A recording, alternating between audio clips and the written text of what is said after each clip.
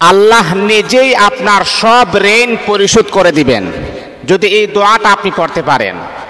এটা একটা পাওয়ারফুল একটি দোয়া, যে দোয়াটা পড়ার সাথে সাথে সাহাবে কেরাম তাৎক্ষণিকভাবে রেজাল্ট পেয়েছেন। নবী আলাইহিস সালাতু ওয়াস সালাম বয়ান করেছেন, যারা ঋণগ্রস্ত আছো এই দোয়াটা তোমরা পড়াবা।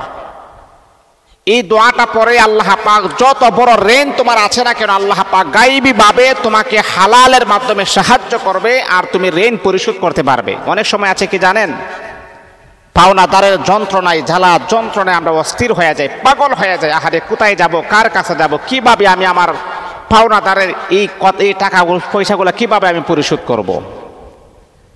আপনি চতুর্দিক দিয়ে আপনি অন্ধকার দেখতেছেন, এক পয়সাও আপনার ইনকাম নাই, কিভাবে আপনি ঋণ পরিশোধ করবেন? হতাশা হওয়ার কোনো কারণ নাই। ইসলাম আমাদেরকে হতাশা শেখায় না, ইসলাম আমাদেরকে একটা পথ দেখায়, যে পথ অবলম্বন করলে আল্লাহ পাক আপনাকে সাহায্য করবেন। হযরত আলী রাদিয়াল্লাহু তাআলা আনহুর জামানায় একটা লোক আসছে, জীর্ণ শীর্ণ গ্রাম থেকে একটা লোক এসে বলতেছে, হে আলী, আমি অনেক টাকা পয়সা ঋণগ্রস্ত হয়ে গেছি। পাওনাদার আমার বাড়িতে চলে আসে, আমি তাদের পাওনা টাকা আমি দিতে পারি না, আমি অপারগত। এখন তারা আমাকে বিভিন্নভাবে বিভিন্ন কৌশলে আমাকে বিভিন্ন অ্যাঙ্গেলে আমাকে গালিগালাজ করে, কিন্তু আমি তো কোনো উত্তরও দিতে পারি না, কারণ তারা আমার কাছে টাকা পাওনা আছে, কিভাবে আমি তাদের জবাব দিই? হে আলী, আপনি আমাকে এমন একটা আমল, এমন একটা দোয়া আপনি শিক্ষা দেন, যাতে করে আমি তাদের পাওনা টাকাটা হালালভাবে আমি দিতে পারি। হযরত আলী বলেন, ঠিক আছে, তোমাকে আমি এমন একটা দোয়া বলবো যে দোয়াটা আমি রাসূলুল্লাহর কাছ থেকে আমি শিখেছি। সুবহানাল্লাহি ওয়া বিহামদিহি। আচ্ছা বলেন তো, আমার রাসূল কি মিথ্যা কথা বলে? আমার রাসূল বলেছেন, পাহাড় সমপরিমাণ ঋণ যদি হয়, আল্লাহ পাকের কাছে একান্ত ভরসা নিয়ে যদি এই দোয়াটা আপনি পড়তে পারেন, পাহাড় সমপরিমাণ ঋণ আমার আল্লাহ পরিশোধ করে দিবেন। ওই সাহাবী এসে বলে, আলী, পাওনাদারের যন্ত্রণা আমি অস্থির হয়ে গেলাম, পাগল হয়ে গেলাম, কিভাবে তাদের টাকা আমি পরিশোধ করব? নবীর সাহাবী হযরত আলী বললেন, এ আল্লাহ তাআলার বান্দা, রাসূলের জবান থেকে আমি শুনেছি এই দোয়াটা তুমি পড়বা। কোন সময় পড়বা জানোনি? 5 ওয়াক্ত নামাজ পড়ার পরে, যখন তুমি রাতের শেষ ভাগে যখন নফল নামাজের মুসল্লায় যখন দাঁড়িয়ে যাবে, সেজদায় যখন তুমি লুটিয়ে পড়বা, তখন পড়বা আল্লাহুম্মা কফিনি বিহালালিকা আন হারামিক।